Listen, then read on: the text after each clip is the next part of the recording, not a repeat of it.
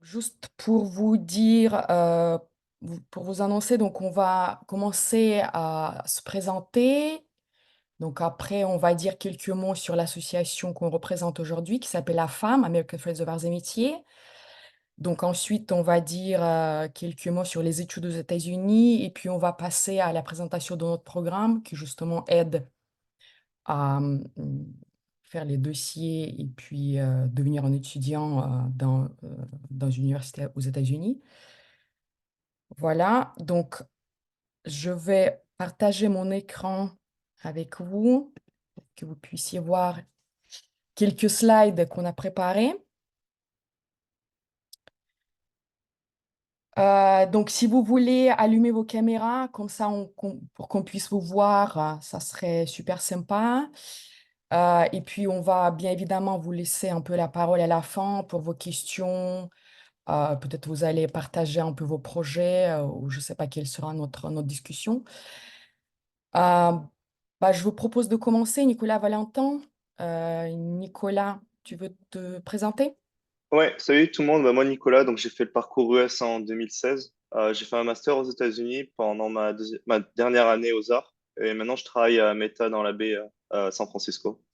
Valentin, je sais pas si tu peux te présenter, Valentin il est en double, il est en double call. Ouais, désolé, je serai là et au maximum possible. Mais ouais, donc c'est Valentin, je suis la CNI 212.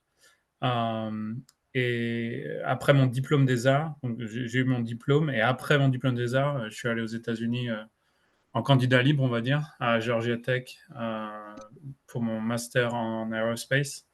Et maintenant, je bosse pour Capgemini North America à Atlanta. Et donc, moi, je suis Albina Patucci-Bikina. Je suis la community manager de la femme, donc American Friends of Arts et Métiers. Et justement, je gère les programmes de la femme et la communication de la femme. Et donc, j'aide la communauté des GADS aux États-Unis.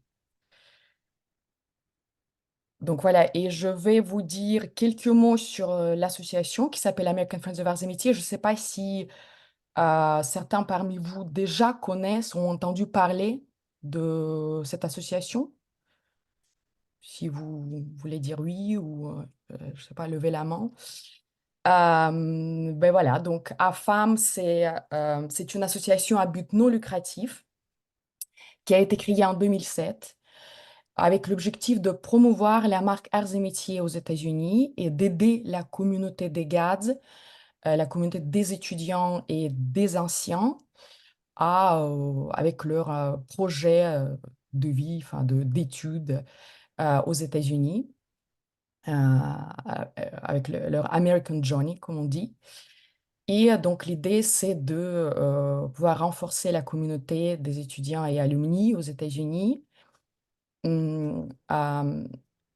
L'association est gérée par la loi californienne et donc elle est présidée, il y a le conseil d'administration qui est aujourd'hui présidé par Xavier Vartel.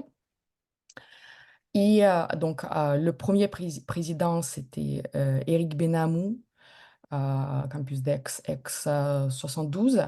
Et donc aujourd'hui, c'est Xavier Vartel. Vous pouvez, si ça vous intéresse, vous pouvez aller voir, peut-être regarder LinkedIn. Xavier, c'est un entrepreneur qui vit en Californie dans la Silicon Valley. Et on compte, je ne sais pas, à peu près 1000 anciens aux États-Unis. Et en fait, le, donc il y a les groupes, c'est division à femmes, la sauce, et on a aussi nos propres groupes qu'on a créés. Donc il y a le groupe West Coast, East Coast, groupe central. Et après, il y a les petites divisions. Donc, on a les représentants GADS dans les villes telles comme Atlanta, Boston, Détroit, Chicago. Donc, par exemple, Valentin, il est le représentant d'Atlanta. Et donc, Nicolas Horde, il est président du groupe West Coast. Voilà, et après, donc à part la communauté, et donc la gestion des anciens, il y a aussi côté programme, et on a les comités qui gèrent les programmes, et on en a trois. Shasta, c'est un programme qui aide les étudiants à trouver les stages aux États-Unis. Yosemite, c'est un programme qui aide les entrepreneurs et ceux qui aimeraient faire de l'entrepreneuriat et qui aimeraient voir, peut-être faire du business aux États-Unis. Et Sequoia, ça, c'est un programme dont on va vous parler aujourd'hui, justement. C'est un programme qui aide à faire un dossier pour étudier aux États-Unis dans les universités américaines. Voilà. Donc ensuite, les raisons, je ne sais pas, Valentin, si tu peux prendre la parole pour parler un peu des raisons pour étudier aux États-Unis.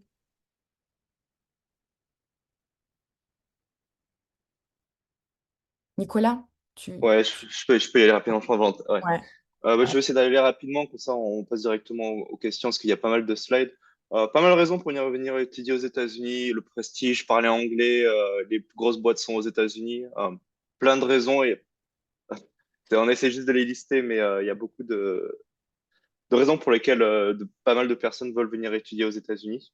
Et on a laissé quelques-unes. Je suis pas allé à la slide d'après. ouais.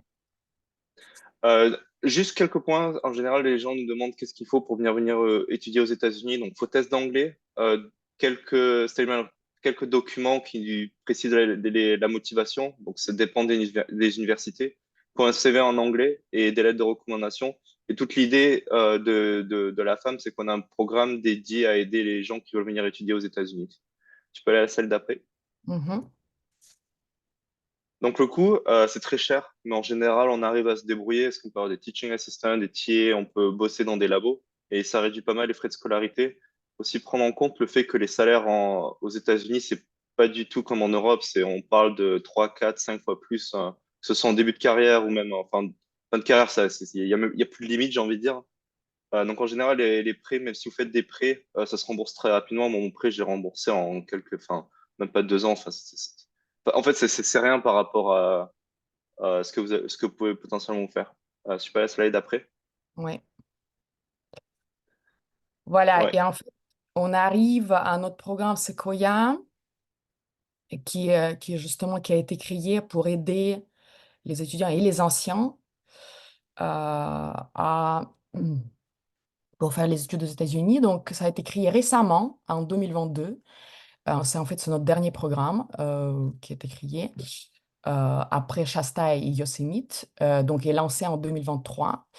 Et justement, aujourd'hui, on est là à vous présenter ce programme justement pour recruter les candidats. Et si vous avez un projet de faire vos études aux États-Unis, si vous voulez avoir un peu de soutien, c'est le moment de nous contacter et faire partie des candidats Sequoia. Voilà, donc l'objectif, c'est de vous accompagner et aussi, bien évidemment, toujours notre mission de la femme, c'est promouvoir la marque Arts et Métiers aux États-Unis. Et donc, ça concerne les étudiants ainsi que les archis. Et c'est de l'aide pour le dépôt de dossier euh, universitaire, plus une aide financière. Comment Sequoia en fait est géré? Donc, il y a une petite équipe. Tous sont des gars bénévoles qui font ce travail bénévolement, qui développent. Donc, ils sont tous en fait basés aux États-Unis. Donc, vous pouvez voir la liste des anciens. Donc, Nicolas et Valentin sont aujourd'hui avec nous en conférence, mais il y a aussi d'autres personnes, Aurore, Michel, Corentin, etc. Donc, qui étaient là pour aider avec la documentation, pour aider à recruter les coachs. Et donc, moi aussi, j'aide. Je ne suis pas un bénévole, je suis quelqu'un qui est payé par l'association. Et voilà, moi, j'aide ce programme. Et donc, on a le comité Sequoia. Et après, ce comité-là est contrôlé par le conseil d'administration de la femme. Et en ce qui concerne l'éligibilité, tous les anciens arts et métiers, les Gazards, sont éligibles pour ce programme. On est aujourd'hui dans la limite de 10 candidats par an. Pour le moment, donc, c'est que le programme de grande école. Euh, le programme n'est pas ouvert au bachelor ou au specialized masters, mais bon, ça sera peut-être pour l'avenir. Et après, il y a cette particularité qui concerne les étudiants de parcours US. puisqu'ils sont déjà accompagnés par l'école, on ne leur propose pas un accompagnement Sequoia, mais par contre, ils sont éligibles pour le financement Sequoia, dont on va vous parler un tout petit peu plus tard. Voilà, donc il y a quelques particularités concernant le parcours ES et aussi les étudiants de GTL ou Georgia Tech Europe qui ne sont pas éligibles à cette partie coaching. Voilà, donc quelques mots sur l'engagement, c'est-à-dire qu'il y a trois parties, on va dire, qui sont dans cette relation, coach, Sequoia, un candidat et nous, à femmes. Et est-ce que, je ne sais pas, Valentin, est-ce que tu voudrais un peu en parler? Sinon, Nicolas, si Ouais, tu je veux peux en dire parler quelques rapidement. Ouais, mots. ouais, Mhm. on va essayer d'aller un peu rapidement, Ouais, qu'on puisse résoudre pas mal de ça questions marche. pour la fin. Donc, ouais, au niveau donc Sequoia, vraiment, on est tous des volontaires. On aide les gens à venir étudier aux États-Unis. Moi, j'ai aidé pas mal de gens qui avaient plein de questions, on va dire les lettres de motivation, parfois essayer d'avoir des recommandations. Franchement, on est l'école en France qui a le plus gros réseau aux États-Unis. J'ai parlé avec des polytechniciens et des centraliens et franchement, ils nous envient parce qu'il y a pas, ça n'existe pas dans les autres écoles, même les plus grosses. En fait, ils connaissent pas les autres écoles, ils connaissent que les arts, certaines universités. Donc, faut vraiment ne pas hésiter. Je peux la slide d'après. Et donc, du coup, toute l'idée, c'est en fait, on vous offre un coaching qui vous aide à venir préparer les dossiers, que ce soit la relecture de CV, essayer de planifier un petit peu les relais de recommandation. Et donc, en général, on essaie de vous suivre de manière régulière. Et tous les études, on a beaucoup d'étudiants qui sont venus étudier enfin, beaucoup de personnes qui sont aux États-Unis qui sont venues étudier aux États-Unis, donc on connaît bien le système. Et c'est pas parce que vous postulez après les arts que ça va être plus difficile. En fait, j'ai envie de dire, c'est même plus facile, en fait, parce que vous avez de l'expérience professionnelle. Tu peux aller à la slide d'après. Ouais. Et du coup, en général, donc ça, c'est un peu tout ce qui est administratif, mais on essaye de faire en sorte que la communauté continue à vivre. Donc, les coachs, en général, sont des étudiants qui sont passés par les universités. Donc, moi, j'étais un étudiant, donc maintenant, j'essaie de redonner à ceux qui viennent après. Et c'est comme ça, en fait, qu'on maintient le contact et la communauté. Tu peux la slide d'après. Mhm.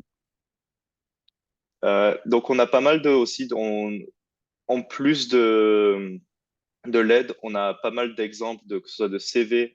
On peut aussi proposer des bourses. On a créé des bourses avec la femme cette année qu'on va partager dans notre slide. Et on a pas mal de présentations aussi, dont aujourd'hui est est une des présentations. Je pas la slide d'après. Voilà. Donc en général, on recommande aux gens de s'y prendre à l'avance, donc plusieurs mois, donc typiquement 6 mois minimum, je dirais, avant de venir étudier aux États-Unis. La raison, c'est parce que vous avez besoin de passer les tests, parfois plusieurs fois. Et c'est assez compliqué en fait.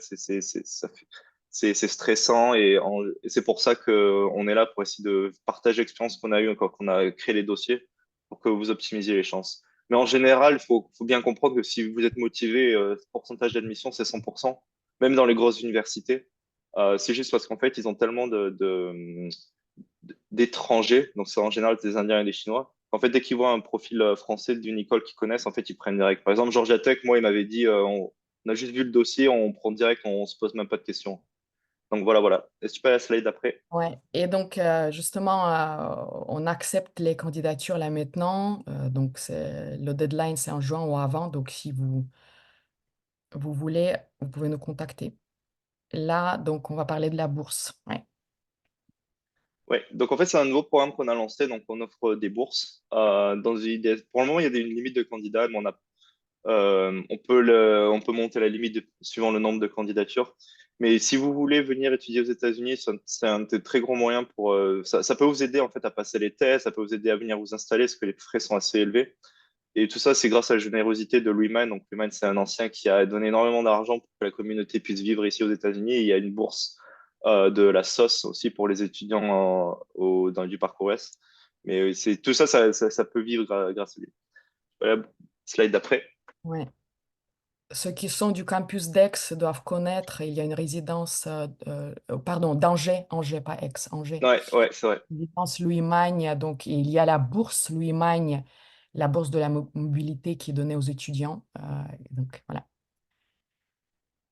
Ouais, et donc là, on met un petit peu la quantité d'argent qu'on peut distribuer. Donc il y a deux bourses. La première bourse, c'est plus pour l'installation, les tests, etc. La deuxième, c'est plus pour quand vous venez. pour frais d'avion, frais de visa, etc. Voilà, Et donc si je peux aller. Oui, ouais, ça c'est la première bourse qui est dans les limites c'est 500 dollars par candidat. Et c'est pour ceux qui sont dans le programme, qui suivent le coaching. C'est la première, la petite bourse. Et donc il y a la deuxième, oui. La oui. deuxième pour payer les frais d'installation, euh, qui est un peu plus important, mais ça permet pas quand même de couvrir euh, des tuition fees, ce qu'on appelle, mais ça permet donc d'aider à l'installation en fait. Et ça, cette bourse-là, ceux qui sont, par exemple, ils font partie de Parcours ES, ils peuvent aussi y accéder. Et, euh, et on en a déjà donné, donc il y a eu déjà 5 candidats en 2023 qui ont reçu cette bourse. Et donc voilà, la chose à dire aussi, c'est que cette bourse, elle est sur dossier. Il y a un petit dossier à nous envoyer qui est après revu au comité, pardon, au comité Sequoia. Et donc le montant est conseillé et après ça passe au conseil d'administration où c'est en général approuvé. Voilà, donc on va dire quelques mots sur le mode opératoire pour que ça soit clair pour vous comment on entre dans le programme, quel est l'engagement en fait, etc. Et après, on va passer à vos questions. On aimerait peut-être que vous vous présentiez ou vous diriez quelques mots sur vous ou si vous avez des projets à venir aux États-Unis, etc. Donc, on serait ravis d'avoir ce partage après. Alors, euh, pour être le candidat à Sequoia, donc la première chose à faire, c'est de nous contacter. On conseille de nous contacter en avance, même bien en avance. Bon, après, on peut voir et vous relancer. Mais bon, c'est important d'avoir un peu de temps pour bien s'organiser. Et donc, moi, en général, je suis le premier contact. Et ensuite, il y a le contact avec d'autres membres du comité ou, bah, si nécessaire. Euh, et ensuite, on passe à la deuxième phase, c'est l'attribution d'un coach. Donc, les coachs, ce sont les anciens qui vivent aux États-Unis. Bon, des fois, ils peuvent aussi être en France, mais qui sont passés par le système universitaire américain, qui savent comment faire le dossier, etc. Et ils sont tous les bénévoles. Et donc, on va demander aussi de signer un petit engagement. Le candidat va signer un petit engagement. Et ensuite, c'est le travail avec un coach qui va commencer. Donc, nous, de notre côté, l'équipe Sequoia propose un petit guide qui permet de voir quelle peut être la structure de cette relation avec un coach. Et donc, ensuite, les candidats sont suivis par leur coach, qui sont aidés dans la rédaction des dossiers et dans le dépôt des dossiers. Il y a de l'aide du comité Sequoia si besoin. Et après le dépôt de dossier, donc il peut avoir la possibilité pour demander les bourses. Comme on en a dit, on en a deux. La bourse pour ceux qui sont dans le programme complètement. Et la deuxième, il y a accès à ceux qui font les études, mais qui ne sont pas passés par le programme. Voilà. Et ensuite, en fait, les coachs, on les recrute aussi parmi ceux qui sont passés par le programme et qui ont reçu les bourses. Voilà, ça c'est le mode opératoire. Et la relation avec un coach, bon, c'est traditionnel. Il y a les rendez-vous qui sont fixés, la mode qui vous convient le plus, Zoom, Skype, ou WhatsApp ou autre. Et donc, pendant les rencontres avec les coachs, il y a donc le parcours, le projet qui est revu, la validation de l'approche, et ensuite la révision et donc l'édition de tout ce qu'il faut pour votre dossier universitaire. Voilà, encore une fois, donc, ça serait bien de souligner que les coachs sont les bénévoles, ne sont pas les coachs professionnels, sont les anciens qui ont fait les études aux États-Unis et qui peuvent aider bénévolement d'autres. Voilà. Euh, donc là, en fait, il y a, ça c'est notre site internet. Vous pouvez aller voir americanfriendsam.org où il y a le descriptif de tous les programmes. Et donc, vous pouvez me contacter. Ça, c'est mon email. Et là, je vais vous envoyer ce lien un tout petit peu avant la fin. Euh, voilà, donc on aimerait bien vous laisser un peu la parole et si vous avez les questions, si vous voulez partager les choses. Donc je pense qu'on a quelque chose dans le chat.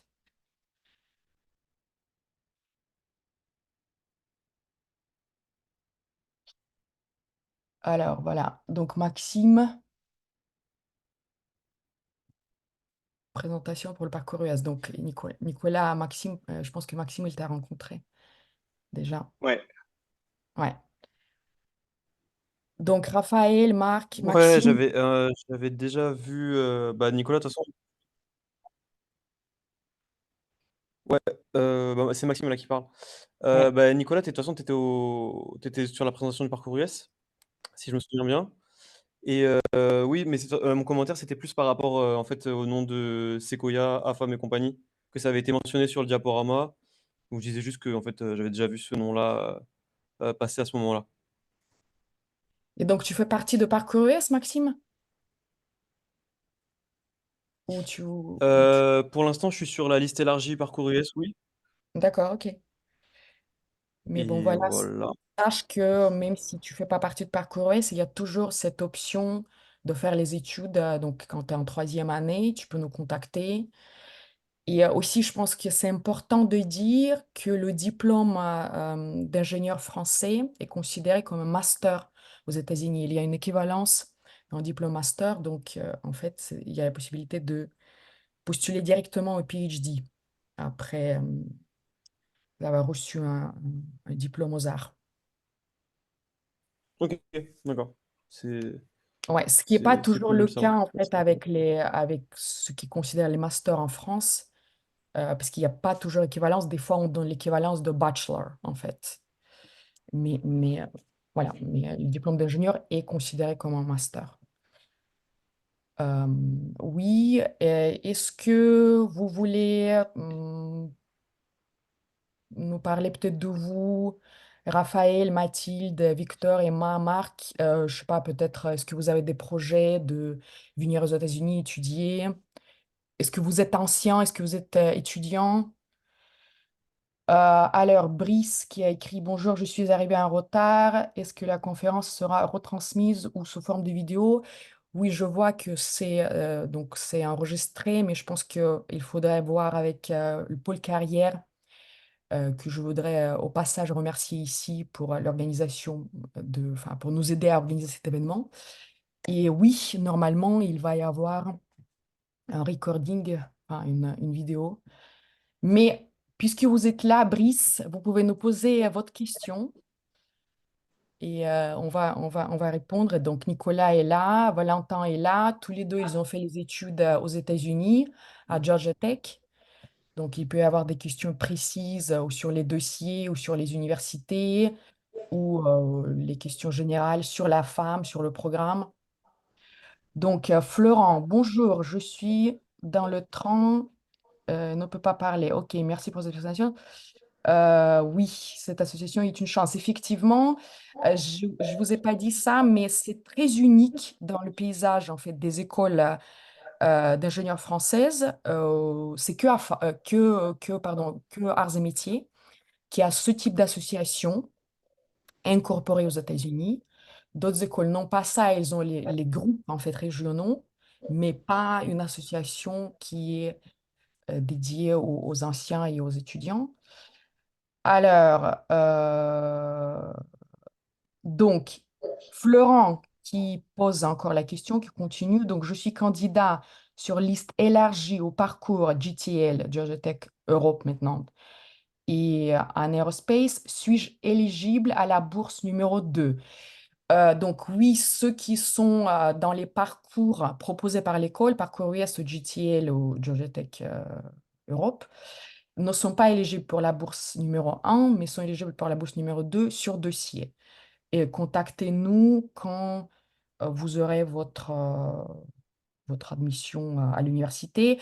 Par contre, les bourses ne s'accumulent pas. Si vous avez eu la chance d'avoir la bourse Louis-Magne, qui est aussi donnée, donc Louis-Magne pour 6 mois et Louis-Magne pour 1 an, pour parcourir c'est Georges Tech Lorraine. Donc là, vous n'allez pas pouvoir recevoir également la bourse Sequoia. Alors, donc je suis sur la liste élargie pour le parcours US. Très bien, Raphaël. Et ok, Brice n'a pas de questions particulières. Voilà, Victor qui a la question. Oui, Victor. Bonjour. Bonjour. C'est pour savoir, en fait, je sais pas, est-ce que vous m'entendez bien déjà? Oui, Ouais, on vous entend bien. D'accord. Est-ce que quand on veut faire un PhD après un master, comment ça se passe? Est-ce que ça peut être, enfin, il faut faire une inscription un peu comme quand on veut rejoindre un master en candidat libre ou ouais. il y Ça, a des passages? ça- ouais, ça va dépendre en fait. Il y a des masters en fait où tu fais un master, ils vont te demander PhD track. Donc en fait, si tu pris un master, tu vas continuer en PhD, c'est automatique. Ou alors tu peux faire un master et en fait pendant ton année, tu vas papoter avec un prof, tu dis voilà, je vais faire un PhD. En général, ça se fait comme ça. Mais c'est beau, c'est très, enfin, c'est pas un problème en fait. Si je pense qu'ils ont pas assez de candidats en PhD. Et si tu vas dans un master, je crois que l'attente c'est qu'il y ait des gens qui continuent en PhD, mais c'est pas garanti en fait. Mais du Ok, coup, ouais, je pense que c'est plus dur de faire un master que de faire un PhD. ok, d'accord, merci. Enfin, de rentrer dedans dans Ouais. le. Ok, Ouais, parce qu'une fois que tu es dans le master, en fait, tu vas pouvoir parler avec tous les profs et ils te connaissent. ok, merci. Ok, merci Victor. Est-ce que vous avez d'autres questions? Ou peut-être vous pouvez partager ce que vous allez faire. Est-ce que vous pensez que le programme qui est utile, qui sera utile pour vous, surtout ceux qui ne sont pas aujourd'hui en parcours S, peut-être. Est-ce qu'il y a les anciens parmi, enfin les archis parmi vous, ceux qui ont déjà fini les études et qui pensent à faire un autre master? Oui, bonjour, moi je veux bien prendre la parole. Ouais, Merci beaucoup pour Pratique. l'événement déjà. Moi je participe à la visio aujourd'hui parce que donc, je suis en troisième année en expertise sur le campus de Paris, en expertise biomécanique. Et j'ai pas encore fait de stage de fin d'études, je le ferai en septembre prochain. Et justement, je cherche à le faire aux États-Unis dans le domaine du médical. Donc c'est pour ça que j'ai un peu saisi l'occasion de la visio. Maintenant, j'ai pas bien compris, moi, en tant que troisième année, à quoi est-ce que j'étais éligible. Et j'avais un peu parcouru votre site et j'avais vu qu'il y avait un onglet stage. Et donc, je voulais bien en savoir un peu plus à ce sujet-là. Je Oui, sais pas si... Mathilde, en fait, c'est un autre programme dont on parle. Donc, c'est le programme qui s'appelle Shasta. C'est pour ceux et pour celles qui veulent faire les stages aux États-Unis. Donc, si vous cherchez, vous voulez le commencer au mois de septembre Oui, ou plus cette tard. année. Ouais, Ah, ça commence à faire un tout petit peu court. Mais ouais. s'il vous plaît, contactez-moi juste après cette réunion. Et ben, on va fixer un rendez-vous et on va parler de stage. Mais en fait, c'est pas Sequoia. Donc, Sequoia, c'est vraiment pour ceux qui veulent faire les études. Et donc, les stages, c'est différent. Mais contactez-moi et on va D'accord. en parler.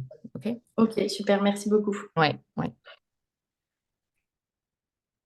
OK. Et les archis parmi les participants, ou il n'y a que les étudiants? Oui, bonjour. Donc, moi, je suis archi, je vais mettre la vidéo. Donc, je m'occupe des bourses à Paris. Donc, c'était en fait ma présence, c'est pour bien comprendre le programme de la femme et puis voir s'il peut y avoir quelques synergies qu'on puisse développer entre nous. Voilà. Donc, je n'ai pas de questions sur les parcours aux US. J'en ai fait un, mais c'était il y a longtemps. Et sans bourse. D'accord, bah, pas de problème. Bah, écoutez, voilà, nous on est là. Si vous avez des questions ou quoi que ce soit, effectivement, et ça serait bien qu'on inclue en fait nos bourses sur vos listes. Donc là où vous informez les étudiants, euh, ça serait bien que tout soit bah, ensemble, que les étudiants ont accès à toute la liste complète de toutes les bourses qui sont proposées. Parce qu'effectivement, on en rajoute. Donc Sequoia, c'est la nouvelle bourse. Enfin, il y a deux bourses. Ouais. Oui, bah, de toute Merci. façon, on vous enverra, oui, la liste de tous les lauréats. Euh, lorsqu'on aura fait le jury, c'est fin mai, le 24 mai, si je me souviens bien. Oui. Mhm. Ouais. Mais oui, en général, là, on est aussi en contact avec Valérie Bruyère pour ça. Donc, on demande à chaque fois, est-ce que vous connaissez cet étudiant-là, pour qu'il n'y ait pas de double bourse, en fait. Ouais. Hmm. Oui, non, mais on peut faire quelque chose de fluide dans la limite du RGPD, GDPR. Ouais, tout à fait. OK. Donc, alors, est-ce qu'on a d'autres questions? Donc là, je lis le chat de l'université américaine. Donc là, c'est Nicolas, tu as répondu à Florent, n'est-ce pas? Bon, Florent, après, si vous avez la question, vous pouvez la poser ici de vive voix. Est-ce qu'il y a des aides, donc Maxime, est-ce qu'il y a des aides pour le programme pour la recherche d'un logement sur place pour les étudiants parcours US? Bon, ben, il y a de l'aide financière qui est Sequoia, donc c'est une aide à l'installation. Il y a de l'aide financière pour ceux qui sont en stage, c'est la bourse Shasta. Et recherche de logement sur place, on n'a pas vraiment. Donc, nous, c'est une association à but non lucratif avec les bénévoles. C'est pas une agence qui, en fait, gère des offres de logement, etc. Ça aurait été trop compliqué. Et non, mais par contre, on a les groupes régionaux. Et donc, d'ailleurs, si vous êtes aux États-Unis, donc ceux qui sont de parcours USJTL, la première chose à faire, ça serait de rejoindre un des groupes, soit groupe d'Atlanta, soit groupe de New York, groupe de San Francisco. Et là, vous pouvez avoir des conseils, des informations. Mais bon, en général, je pense que tout le monde trouve, surtout si c'est à l'université gère bien en général cette question de Ouais, je logement. pense que c'est pas une demande financière, c'est plus, je pense, au niveau de l'aide si on a des tuyaux pour les logements. En général, bah, on dit juste, tu nous envoies un message et en fait, on va essayer de te trouver. Par exemple, je connais bien les spots à Atlanta, j'en connais quelques-uns à SF. Mais en gros, on peut trouver un archi ou un ancien là où tu habites pour t'aider à trouver un logement. C'est pas le plus compliqué. Oui, on a aussi les groupes WhatsApp de chaque groupe régional, donc où vous pouvez échanger des informations ou demander des infos.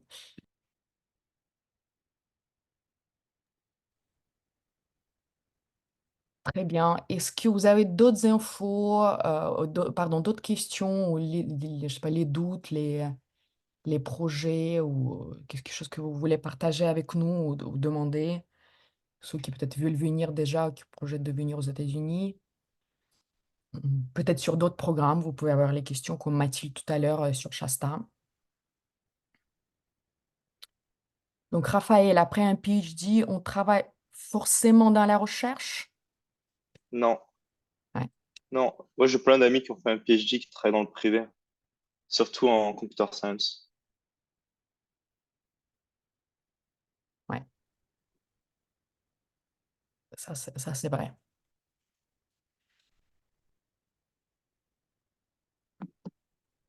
C'est très apprécié d'avoir un PhD aux États-Unis. Donc, mais,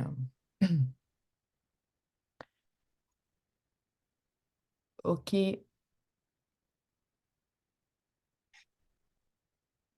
D'autres questions? Peut-être les questions par rapport au parcours de Nicolas de Valentin qui ont fait Georgia Tech. Euh, je ne sais pas si vous Ouais, avez. Florent, une question pour les stages. Ouais, en fait, comme Elvin a dit, on a un programme qui s'appelle Shasta qui vient. C'est juste pour ça, en fait, pour les étudiants qui veulent venir faire des stages aux États-Unis. En fait, c'est un programme complètement spécialisé. On a plein de coachs qui veulent juste faire ça. Donc, contacte Albina et elle va te mettre, on va te mettre dans la. Oui, tout ce qui est stage, on a les mentors et contactez-moi, s'il vous plaît, faites-le en avance, n'attendez pas le dernier moment. C'est toujours mieux de se renseigner, de regarder, etc. Donc, on va faire un entretien avec vous en anglais et après, donc, on va vous attribuer un mentor. Vous allez continuer, mais ça, il faut compter un peu plus de temps, il faut avoir plus de temps pour cette recherche. Donc, Florent, quels sont les leviers mis en place dans le programme pour aider ceux qui cherchent... Ah oui, d'accord, ok, ça on a déjà fait. Pour les stages, ça serait quoi la durée minimale? Écoutez, en fait, nous, on a plus de candidats, donc Shasta, qui recherchent les stages, donc SFE, stage de fin d'études, 6 mois et plus. Pour vous, en tant que Français, en tant qu'étranger, ça serait plus facile, je pense, de trouver un stage de longue durée, 6 mois et plus, et même vieux, enfin, 8 mois, 9 mois, puisque ça serait plus intéressant pour l'entreprise de vous prendre un stage, sachant que vous êtes Français. Mais c'est vrai qu'on veut regarder, bon, vous allez voir aussi les offres pour les stages d'été, mais quand même, on cible beaucoup plus avec ces stages d'été, avec ces offres, on cible plus les étudiants locaux, les Américains.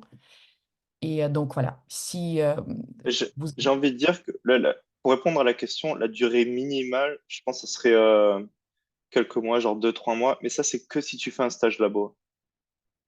Donc, pour juste répondre à ta question, si tu veux faire un stage de moins de 6 mois, en général, c'est des stages labo de 2, 3 mois. Mais bon, on peut toujours essayer en fait de trouver des opportunités pour des stages en entreprise, mais c'est vrai que ça devient un peu plus compliqué. Juste d'un point de vue de l'entreprise, ce n'est pas très intéressant de vous avoir un stage en entreprise, un stage qui dure 2 mois, parce que voilà, ils vont vous former un mois et après un mois, vous êtes opérationnel, donc c'est pas très intéressant. Ouais, mais ils demandent pour un stage labo. Ouais, stage labo, en général, ça se fait en summer. Donc, tu peux le faire de juin je sais pas, début, fin août, hein, quelque chose comme ça.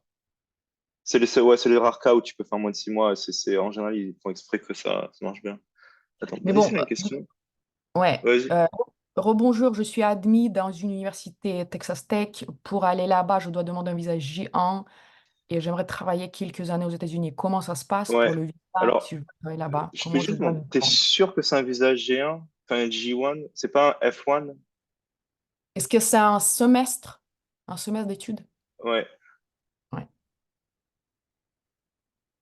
Parce que normalement, si Et- tu es admis dans une université, tu vois, c'est que ouais, un seul semestre, ça va pas marcher en fait, parce que tu peux rester aux États-Unis il y a un programme où tu peux rester après genre jusqu'à 3 ans, mais il faut que tu fasses 2 semestres consécutifs. Donc du coup, en fait, dans le visa J1, quand tu restes qu'un seul semestre, c'est pas possible. La seule façon où tu pourrais, ce serait de d'étendre ton semestre. Au lieu de faire un semestre, tu fais 2 semestres, tu mets tes cours sur 2 semestres et tu fais un tiers en même temps. Mais il faut que tu aies un visa F1. Donc F1, c'est visa étudiant. En J1, tu peux pas rester. oui, G1, donc c'est le visa qui va être attaché à l'université.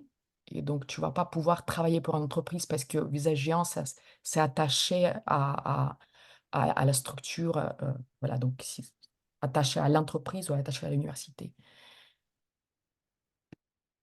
Alors, c'est quoi un semestre? Je dois demander un F1 à la place de En G1 fait, pour travailler là-bas. tu n'auras pas le choix, en fait. Je crois que, en fait, normalement, ce qui se passe, c'est que je crois que c'est l'université qui va te donner un visa. Et comme ils t'ont dit, c'est un J1, ça va être un J1. La seule façon que tu pourrais faire, c'est c'est arriver à trouver un TA ou un RA, travailler pour un prof et l'étendre ça en. Mais après, enfin, là, ça devient un peu, je sais, je suis pas sûr. Il faut que tu arrives à l'étendre sur 2 semestres, que le prof soit d'accord. Et après, ça te permet d'avoir un visa F1. Mais il faut que tu demandes, enfin, c'est assez compliqué, hein. Surtout, enfin, parce qu'en général, quand tu es admis, je sais pas, donc, c'est juste un semestre d'échange, en général, c'est pas possible. Ouais. Mais bon, ça serait bien de se renseigner aussi auprès du service des étrangers de ton université. Enfin, c'est quoi? Texas Tech. Mais normalement, avec Géant que tu as avec l'école, avec l'université, tu peux travailler sur campus pour l'école, Ouais. mais pas ailleurs. Et Mais pour j'ai travailler l'impression que ailleurs, donc, c'est je peut-être pense que refaire un autre visa Géant. Donc, il ça fait sera juste un un autre semestre d'échange. Je pense pas que tu puisses le faire. Si c'est juste un semestre d'échange, c'est-à-dire que pense pas. Enfin, légalement. en tout cas, si c'est possible, ça va être très compliqué, je vais pas te le cacher. Oui, donc je vais prendre le micro, je sais pas si vous m'entendez bien, ça va être plus simple. Ouais, Ouais. Donc en gros, ouais, c'est un seul semestre et une personne qui avait déjà été avant, on lui avait donné un J1. Et donc, ouais. ouais, donc, moi, ce que je veux en fait, c'est continuer à travailler là-bas. Donc je sais pas si c'est possible de switch sur un autre Mais visa en ou fait, voilà. mais tu fais quoi? Tu fais quoi? Tu prends juste des cours, tu vas bosser là-bas, Ouais, ça se passe. Tu prends c'est des pour un cours? échange universitaire, ouais, c'est pour les cours, ouais. Ouais, en fait, ce qui se passe, c'est qu'en fait, par exemple, Georgia Tech Lorraine, euh, quand ils font leur demande, en fait, ils ont un visa J1 quand ils vont à Georgia Tech Lorraine. La raison, c'est parce qu'en fait, ils font qu'un seul semestre à Atlanta.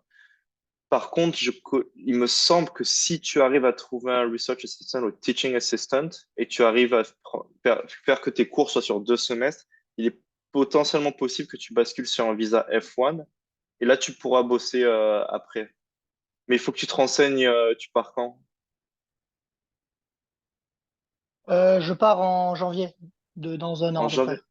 Ouais, donc tu as le temps. Il faut que tu demandes, est-ce que c'est, en fait, il faut que tu te demandes si tu arrives à trouver un tiers, est-ce qu'il serait possible d'étendre le semestre sur 2 semestres? Donc en fait, tu ferais, au lieu d'avoir 4 cours là, en janvier au prochain winter, tu vas mettre ça sur 2 semestres et tu vas avoir un tiers en même temps. Et donc, comme tu vas avoir 2 semestres, et là, ils vont te donner un visa F1. Ok, donc c'est le seul moyen pour pouvoir travailler un peu. Je peux pas faire juste le J1 et après Non, peut-être non. postuler dans une entreprise qui va m'accorder le droit du coup de demander un visa Non, parce pour. que c'est une Ça loterie. marche pas. En fait, c'est une Donc, ce sera loterie, en notre fait. visa. En fait, n'importe qui Non, peut venir jeune. bosser aux États-Unis, mais c'est une loterie. Tu dois être là, éligible pour la loterie pour le H1B. Je crois que c'est 20% de chance pour l'avoir. Donc, du coup, en fait, il faudrait que l'entreprise, aujourd'hui, fasse la démarche pour l'année prochaine. Tu as 20% de chance de l'avoir. Donc, en fait, du coup, ça va être trop compliqué. C'est pour ça qu'en fait, les étudiants, ils viennent avec un visa F1. Comme ça, ils ont 3 ans et l'entreprise peut te sponsoriser. Ils ont 3 tentatives. Mais bon, Ok, H1B, d'accord. c'est un visa de travail. Il peut peut-être après revenir avec un autre visa géant, mais ce coup-ci, c'est un visa qui. Mais c'est un visa géant, c'est un visa d'échange. Donc, c'est un visa, vous faites un stage et vous partez dans votre pays. C'est pas un visa de travail. Voilà, donc Ouais. après, il y a les visas de travail, qui est un H1B, il y a un L, il y a un E, il y a un O. Donc, tous différents, mais c'est un autre cas de figure. Ça, c'est vraiment pour travailler aux États-Unis. Euh, voilà. Ouais. Et Florent, il a une question. Ah là, c'est peut-être ça en fait. Alors, Florent, est-ce que tu peux juste, quand tu dis du parcours GTE, tu dis Ah oui, ils appellent ça JT. C'est plus JTL, c'est Georgia Tech Europe, c'est ça? C'est là où on envoie 40 Ouais, c'est parents à Georgia Metz. Tech Europe, oui, GTE. Ah oui, alors, ah ouais, je pense que c'est ça. Alors, Brise, je pense qu'en fait, cette question, elle va répondre à ta question, mais je pense pas que ce soit possible pour toi parce que c'est un J1. Mais il faut que tu demandes si c'est possible de faire un F1. Mais du coup, Florent, ouais, en fait, ce qui se passe, c'est que tu vas faire un semestre à Metz, un semestre en stage et un semestre à Atlanta. Le problème, c'est que comme tu fais qu'un seul semestre à Atlanta, tu fais pas 2 semestres. Et donc, du coup, en fait, tu n'es pas éligible à l'OPT qui va te permettre de bosser 3 ans. Les seuls amis qui ont réussi à faire ça, c'est après les 10 semaines à Atlanta, ils ont continué en PhD, ou alors ils ont eu un Research Assistant ou Teaching Assistant. Ils ont continué, ils ont fait ça sur 2 semestres. Et là, comme tu passes 2 semestres consécutifs, tu es éligible à l'OPT. Non, 10 semestres, c'est plus. Attends, tu vas faire 10 semestres. 10 semestres, c'est 5 ans. 10 Euh, semaines? En fait, c'est avec Bah, le parcours aéro de Georgia Tech, on a 10 mois aux États-Unis par rapport aux 6 mois alors que si on était en mechanical engineering. En fait, c'est un nouveau vœu qui a été fait cette année et du coup, ouais, je pense que faudra peut-être un autre visa. à 10. Il y a 10 mois D'accord, aux attends. États-Unis. Ah, c'est 10 mois, ouais. Alors 10 mois, ouais, ouais, t'es éligible. Ah, je connaissais pas ça. C'est cool Ouais, c'est ça. nouveau. Ouais, ça vient de Ouais, sortir. ouais, ben là c'est possible. Ouais. Si tu fais plus de 2 semaines, ouais, tu peux le faire. Mais en aérospace, je préfère te prévenir, c'est très très compliqué. En fait, je connais personne qui a réussi à rester en aérospace. Parce qu'en fait, tu vas te prendre toutes les citizen clearance, tu vas te prendre tous les problèmes de citizenship, de visa. Parce qu'en fait, ils veulent pas d'internationaux qui regardent des trucs top défense. Les seuls programmes où les gens peuvent bosser, c'est les trucs un peu moins sexy, quoi. Mais par exemple, si tu veux bosser à la NASA, tu peux déjà oublier. Ouais, désolé, ça a l'air un petit peu de te refroidir, mais je préfère vraiment que tu sois au courant.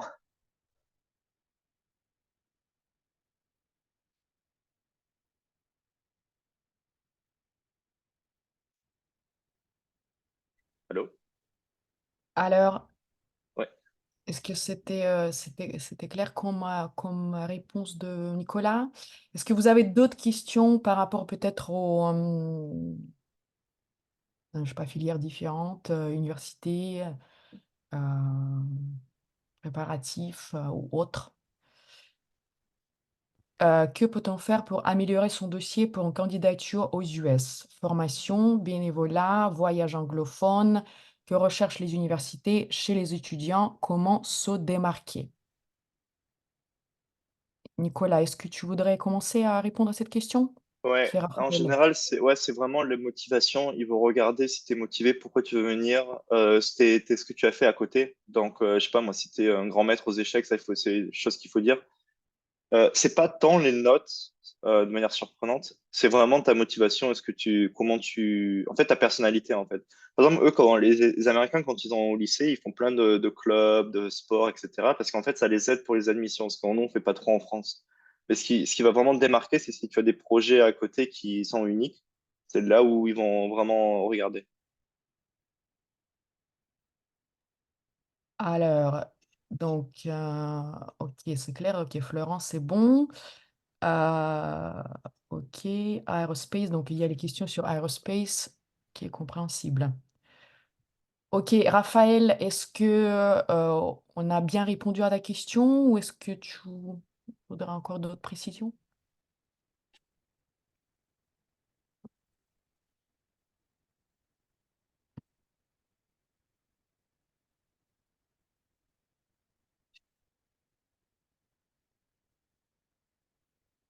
Victor, est-ce que tu as encore une autre question? Parce que je vois là. D'accord. Oui.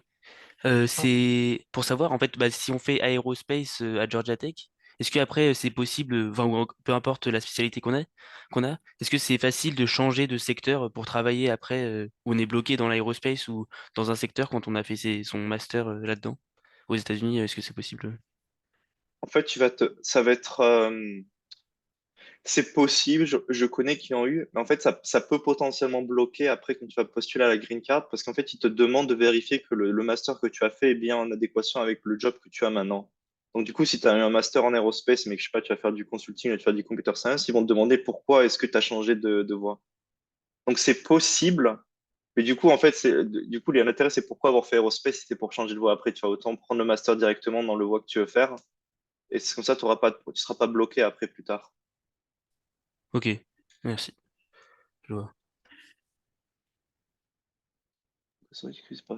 Ouais, Alors, Maxime, on a pour notre les. question de Maxime, oui, qui serait pour les étudiants de parcours ES ou les choses que toi, tu aurais aimé savoir pendant ta préparation de dossier. Ouais, ouais. Ce que j'aurais aimé savoir, bon, prends la liste des profs de toutes les universités, t'envoies un email. Est-ce que tu recherches un area entier? Il y en a un qui va te dire oui, c'est sûr. Et en fait, c'est donc ça. Les notes, en fait, tu vas te taper enfin, tout le monde va avoir un GPA de 3 points, je sais pas combien. Et en fait, c'est très bien pour les US. Par exemple, pour donner des points de référence, si j'en avais un qui est pris à Berkeley, je crois qu'il était il était 800, il a pris la totale, la bourse, enfin tout. Donc, c'est pas trop les notes qui comptent, c'est vraiment la motivation. Donc, il faut vraiment que tu fasses en sorte que tu aies un projet perso à côté qui soit vraiment, vraiment solide. Euh, ouais, c'est surtout l'aide de motivation, t'y prendre en avance. Les tests d'anglais, ouais, je sais juste que le TOEFL, je crois que c'était 95. C'est pas énorme. Ils demandent pas énorme parce qu'ils comprennent enfin, on est français, on parle pas, c'est pas notre première langue. Il faut juste quantitative en maths, 165, je dirais 160, 165 pour les universités. Juste en fait la partie maths en fait, que tu montres que tu es solide et je crois qu'il y a un minimum pour le TOEFL genre 90. Et le reste, ouais, juste prépare-toi bien et postule à plein d'universités. Et aussi contacte les étudiants qui sont passés, contacte la femme en fait. On en a plein qui sont passés par le parcours ES, qui sont restés. On a pas mal de gens, si tu veux, par exemple, si tu veux aller dans cette université, on peut essayer de te mettre en contact. Donc, Ouais, Flo. Florent qui demande l'aéronautique n'est pas classée défense. Ça dépend d'où en fait. Certaines startups, faut travailler pas trop dans la défense, mais enfin, la majorité des boîtes, en fait, c'est pas que c'est classé défense, c'est qu'en fait, tu vas avoir besoin d'une citizen clearance quand tu vas postuler. Et même si tu es, par exemple, binational français-américain, ils peuvent te demander, voilà, mais t'es pas juste américain, donc on peut pas le faire. Ils veulent que des Américains. C'est pour ça que c'est très, très compliqué l'aéronautique. En fait, moi, enfin, la seule personne qui fait en aéronautique qui soit restée, c'est parce qu'en fait, je crois qu'ils sont venus, ils sont arrivés de la France, ils ont été transférés dans une autre filière d'Airbus, Et là, il travaille pour la filiale qui est quelque part aux États-Unis, mais pas en aérospace, plus en mode genre investissement, truc comme ça. Donc, c'est pas vraiment de l'aéronautique, mais c'est vraiment un immense coup de chance parce que enfin, je connais personne qui réussit à rester, surtout après un master aux États-Unis. Ou alors, il faut que tu fasses un PhD, mais tu pourras pas, même pour être prof, je sais pas si ça va poser problème. Parce que quand les profs ils vont avoir des projets des entreprises, ils peuvent pas trop donner des projets qui sont trop secret défense. Oui, on a effectivement les gars qui ont fait un PhD en aéronautique qui sont restés, mais bon, effectivement, c'est pas la filière la plus facile pour si ton projet est de enfin, rester Ouais, travailler aux États-Unis. Ouais. ouais, si tu veux rester aux États-Unis, ce que je recommande, c'est en numéro un, c'est Computer Science. Numéro 2, c'est Industrial Engineering. Et 3, c'est peut-être Mechanical Engineering ou Finance. Mais Finance, ça tombe sous Industrial Engineering. C'est les deux gros pour rester, hein. C'est les plus faciles. Enfin, dans tous les cas, ça reste compliqué, mais aéronautique, si tu, ouais, c'est encore plus compliqué. Mais on recrute quand même beaucoup d'ingénieurs étrangers, hein. Ça, il faut le dire, hein. Il y a Ah la oui, c'est demande, sûr, on va il y a en la voir plein, demande mais qui est énorme. Donc ça, ouais. c'est la demande qui est très important. Il y a aussi effectivement un avantage par rapport aux Indiens, aux Chinois qui ont leur quota, qui peuvent pas, des fois attendent des années et des années pour la green card, par exemple. C'est pas le cas avec les Français. Donc c'est un peu plus facile. Ok. Est-ce que il y a d'autres questions? Donc là, je vais en profiter. Je vais vous envoyer un petit questionnaire dans le chat si vous voulez bien euh, répondre à quelques questions.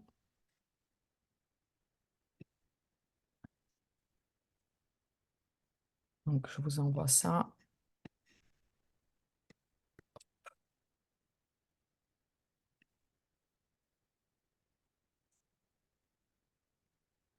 Voilà, je vous ai envoyé dans le chat un questionnaire. Si vous voulez bien aller, c'est pour le pôle carrière, pour répondre donc à quelques questions. C'est assez rapide.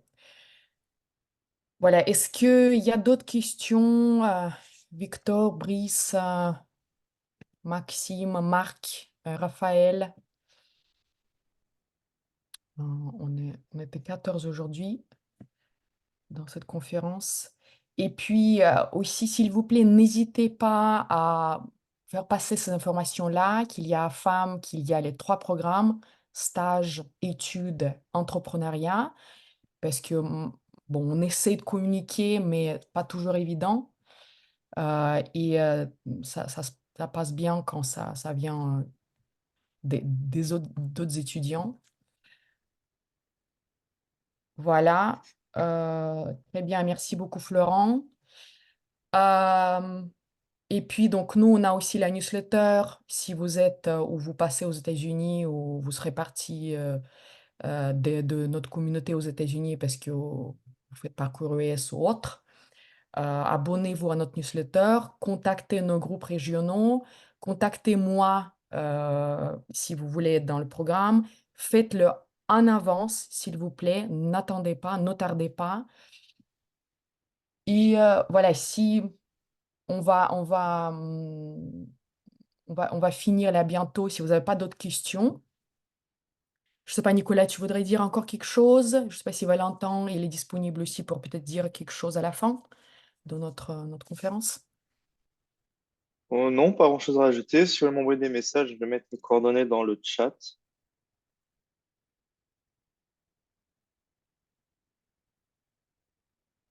Ouais. Ok. Bah, écoutez, merci beaucoup d'être là. Contactez-nous si vous avez des questions ou si vous voulez faire partie de nos programmes. On serait ravis de vous voir parmi nous et aussi aux États-Unis, quand vous serez aux États-Unis. Attends, je vais mettre mes coordonnées. Tu veux mettre tes coordonnées? Ouais. Ouais, sur Très LinkedIn, bien. juste mettez-moi un message parce qu'il y Je a vais plein mettre. de. Si votre nom me dit rien, même si vous êtes des arts, j'accepte pas. Juste mettez, vous avez fait la conférence et vous avez des questions. Ou je voulais vous connecter. Donc, j'ai mis mon email. Moi, vous pouvez tout écrire. Donc, je serai ravie de parler avec vous, fixer un rendez-vous, etc. Très bien, Mathilde. On fixe rendez-vous tout de suite après. Ok, ben écoutez, merci beaucoup d'être là. Bonne soirée et Et à tchuss. bientôt, on espère.